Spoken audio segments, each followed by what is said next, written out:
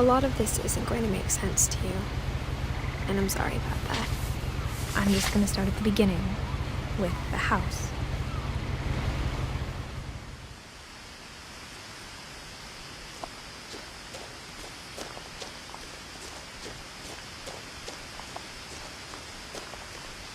I lived here until I was 11, but I wasn't allowed inside half the rooms.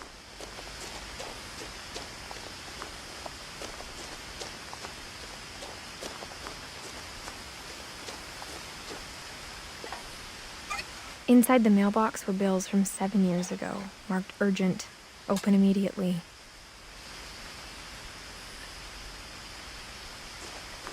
I hadn't been back since my brother Lewis's funeral.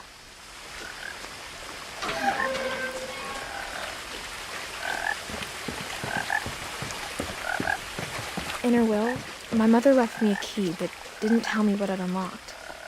Maybe she thought I'd know, or she thought that the mystery would be enough to bring me back.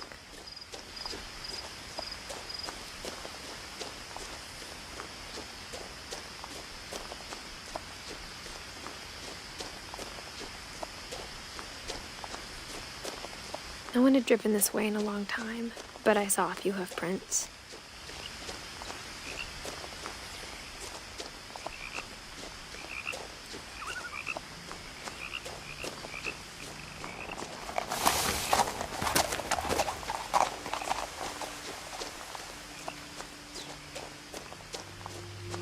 The truth is, even after I inherited the house, I never thought I'd come back to it. But now I had questions about my family that only the house knew the answers to. The house was exactly like I remembered it, the way I'd been dreaming about it.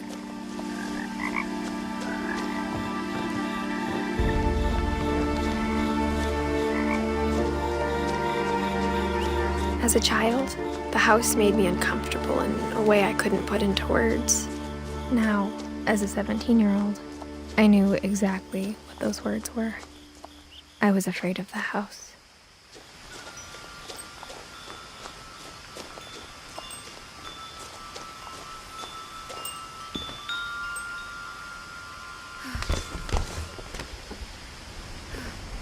Crawling through the doggy door used to be a lot easier when I was 11.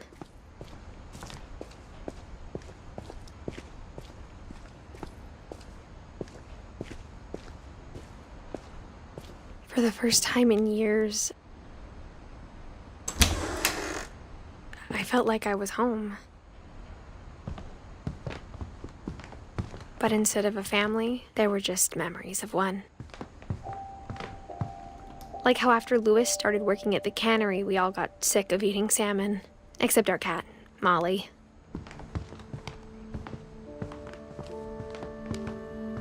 Nothing in the house looked abnormal. There was just too much of it, like a smile with too many teeth. A lot of things got left behind in the whirlwind of that last night.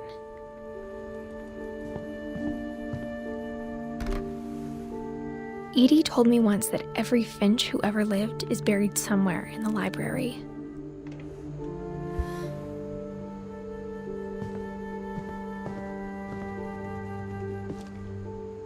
After Milton disappeared, Mom sealed up all the bedrooms. Then Edie retaliated and drilled peepholes.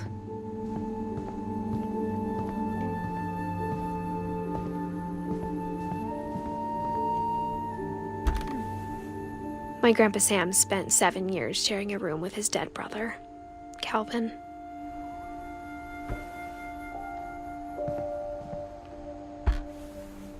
As a kid, I just assumed every house had peepholes and sealed rooms you weren't allowed inside of.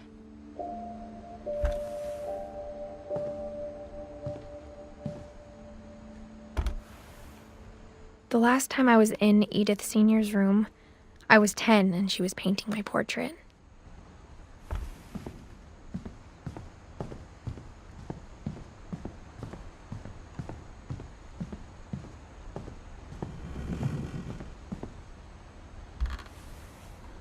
Molly always seemed like a girl I could imagine being friends with, if she hadn't died in 1947.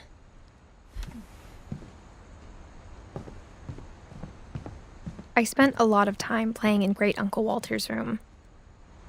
I think my mom sometimes regretted not sealing it up. Louis told me there were secret passages, but I never believed him.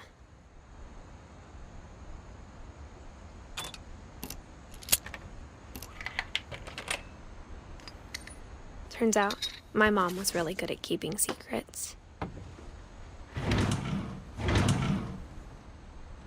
Now it was time to find out what my mom had been afraid of.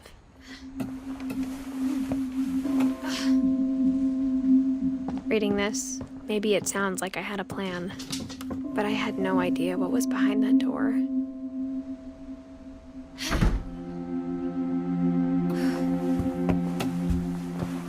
Just like I had no idea where all this was gonna lead.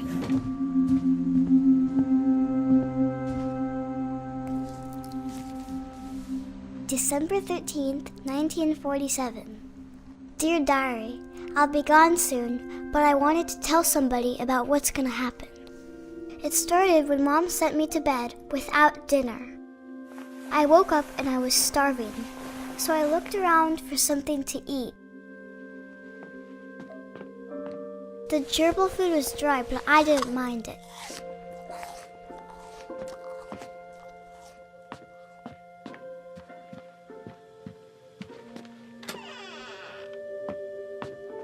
I kept eating and eating.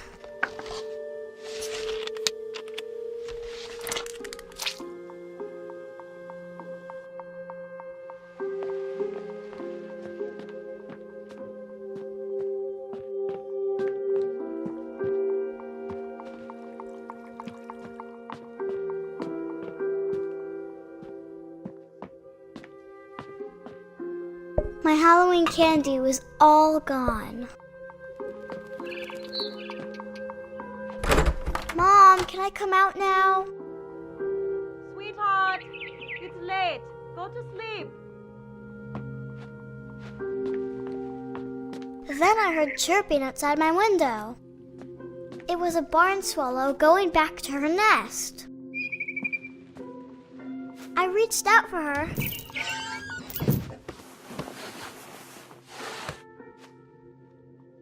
And suddenly, I was a cat.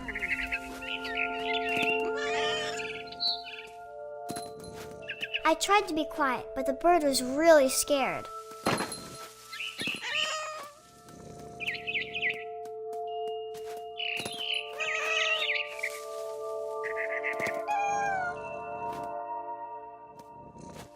Mom and Dad didn't even look at me.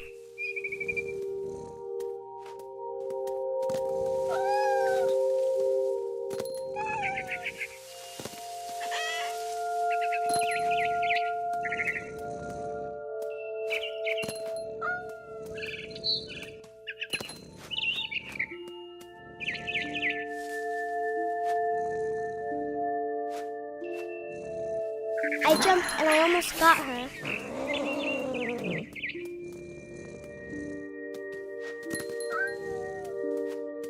I could tell she was getting really tired. Now I was up in the big tree. I promised Dad I wouldn't climb it anymore. All I cared about was eating that mama bird. I gobbled her up. And suddenly, I was an owl. First, all I heard was the wind. Then I heard little teeth nibbling in the grass.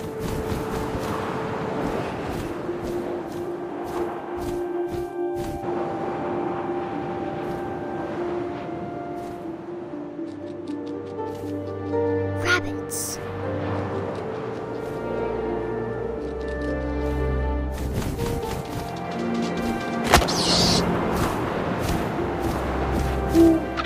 I imagined his face looking up and seeing mine through my talons.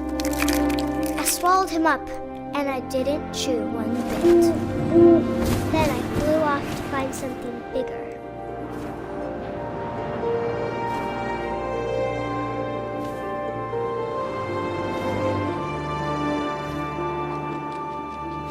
A mama rabbit.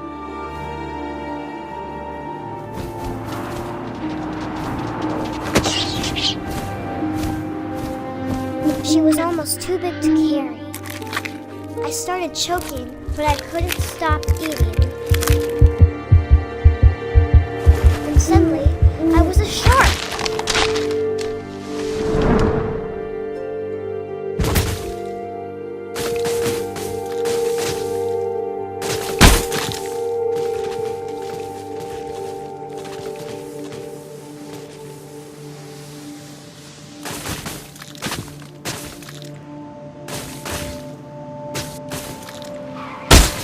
I rolled off a cliff and into the ocean. Now, I was hungrier than ever.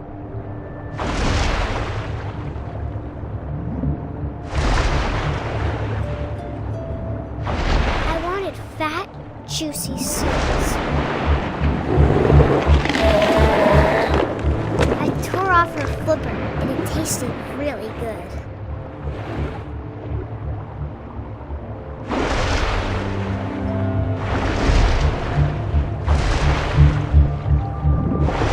Grabbed on tight. When I was so hungry, I jumped out of the water. When I opened my eyes, everything had changed.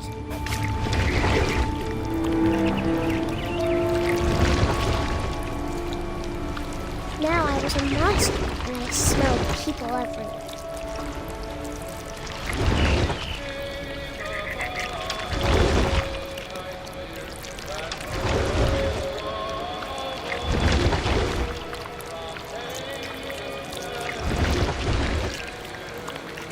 I was big, but I moved real quiet.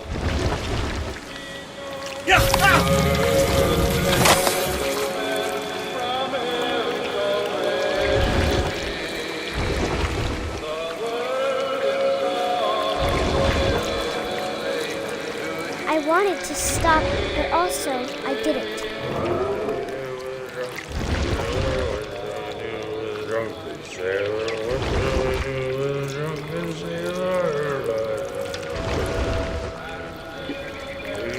Belly with a rusty razor, his belly with a rusty razor, his belly with a rusty razor. What shall we do with a drunken sailor? What shall we do with a drunken sailor? What shall we do with a drunken sailor?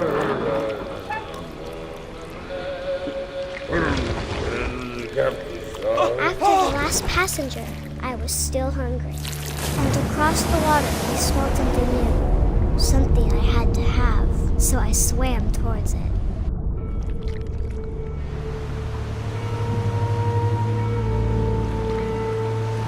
I slithered onto the sand, and the good smell went into an old pipe.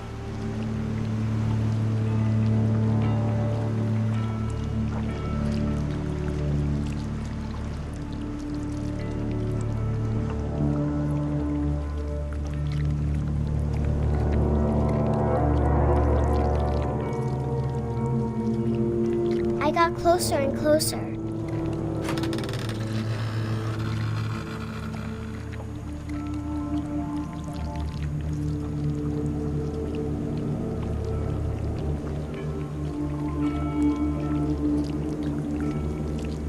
All of my stomach started growling.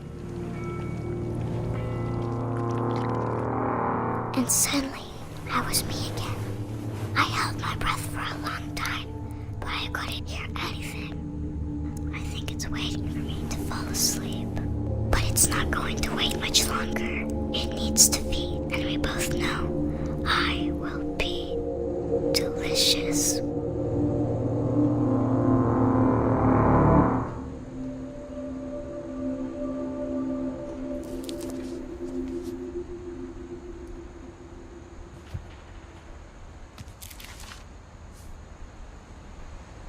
I'm not sure if I believed all of that, but I'm sure Edie would have.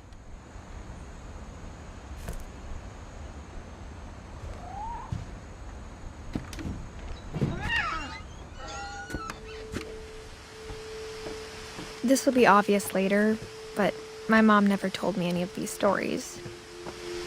Edie would have, but Mom didn't like bringing up the past. Though, when we adopted a stray kitten, she was the one who named it Molly. I spent a lot of time in Great-Grandma Edie's room. Her room was like a museum. For 500 years, the Finches have been famous. Odin Finch buries the latest victims of the family curse, his wife Ingeborg and their newborn son, Johann.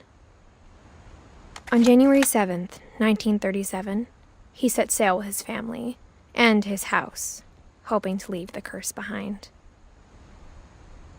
But 40-foot waves off the coast of Washington send the house and Odin to the bottom of the sea. Odin's daughter Edie, with husband Sven and baby Molly, step ashore on their new home, Orcas Island. Odin Finch is the first to be buried in the new family cemetery. His daughter Edie is already dreaming of a new Finch house.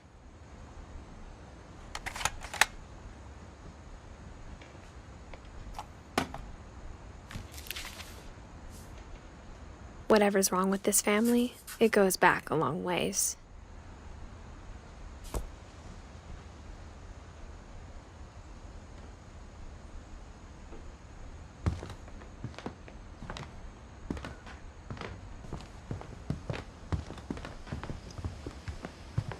When Edie told people Sven was killed by a dragon, she could also have said he was building a dragon-shaped slide that collapsed.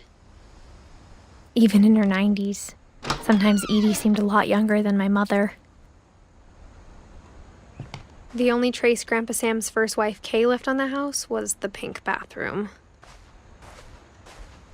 It was a pretty big trace.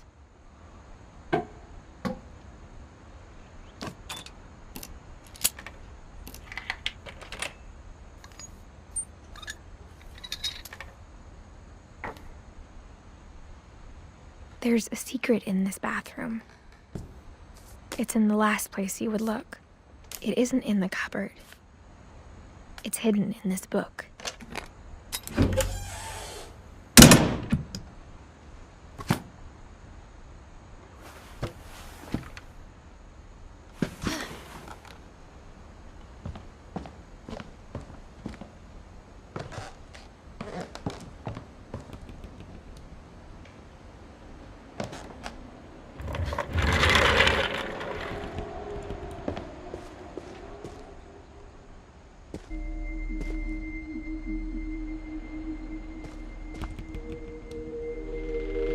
I knew Grandpa Sam had a twin. And that he never talked about him. I guess my grandpa didn't like history any more than my mom did.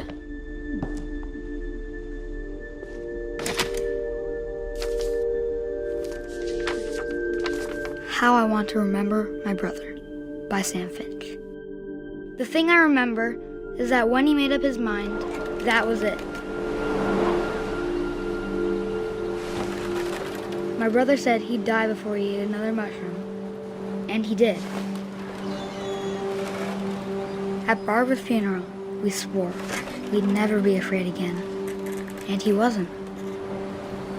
I think Calvin always wanted to fly.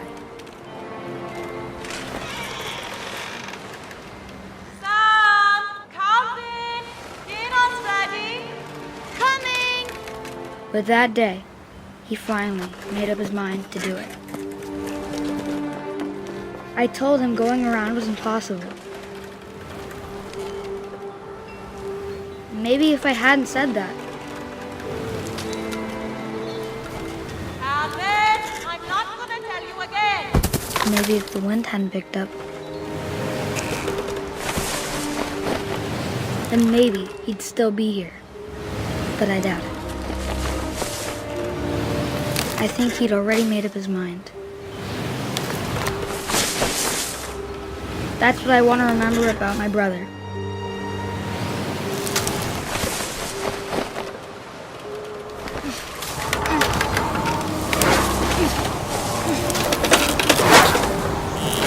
That's the day he made up his mind to fly. And he did.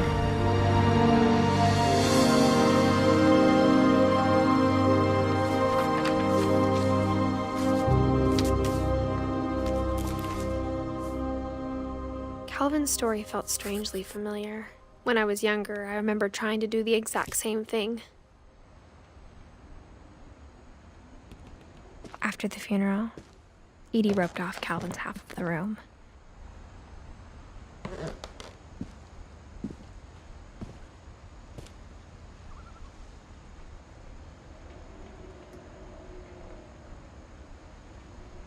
Mom said Grandpa Sam enlisted at 18 and never set foot in the room again.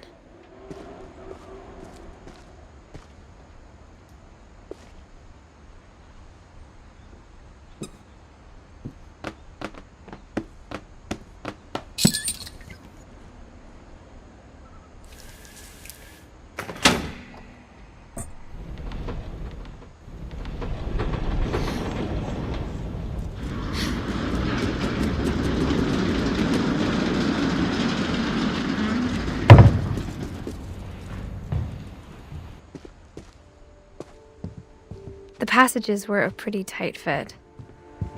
They'd obviously been built for smaller hands and bellies.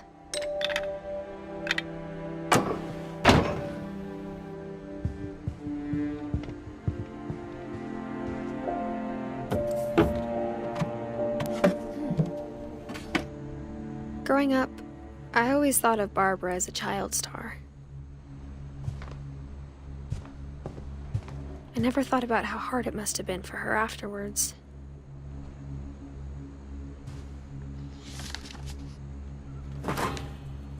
Of all the stories people wrote about Barbara's death, I'm surprised Edie saved this one.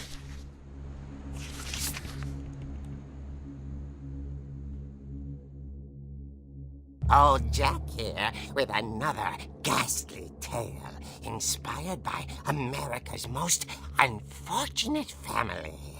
I'm calling it The Surprise Ending of Barbara Finch. As a child star, Barbara was famous for her scream. Now at 16, she was all washed up. A has-been. But in a lucky break, she'd been asked to perform her signature scream at a local convention for monster movie fans. It was just the boost her career needed. Unfortunately, her scream hadn't aged well. Getting better. I think you just need the right motivation. Her biggest fan and current boyfriend, Rick, was about to demonstrate when... Now that was a great scream. It was Barbara's father, Sven. He'd slipped into a table saw and had to be rushed to the emergency room. So Barbara got stuck babysitting her youngest brother, Walter. Her convention comeback was cancelled. Okay, I'm hearing frustration, but I'm not hearing terror. What if I tried... A gang of hoodlums in Halloween masks have been terrorizing Orcas Island tonight. Police are urging residents to... That came from the basement. You're right! Also, I loved your delivery on that. Why is your basement door locked? Because my dad likes making puzzles and secret passages. There's a key hidden in the music box. The secret is to keep winding and winding until finally the key pops out. Thanks, babe. I'll be back in a sec. 20 minutes later, Rick hadn't returned. So Barbara went to look for him, right on cue. She reached for the music box.